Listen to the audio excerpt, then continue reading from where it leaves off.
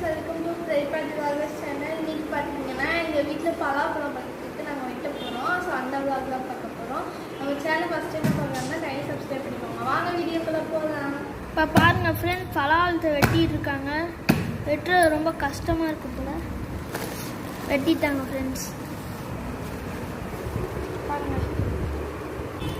பாருங்க ஃப்ரெண்ட்ஸ், எங்கள் அம்மா வெட்டுறக்குள்ளே எடுத்து சாப்பிட்டுட்டு இருக்கு. நல்லா இருக்கா? நல்லா இனிப்பாக இருக்கு. பாருங்க ஃப்ரெண்ட்ஸ், நல்லா தித்திப்பாக இருக்கு ஃப்ரெண்ட்ஸ்.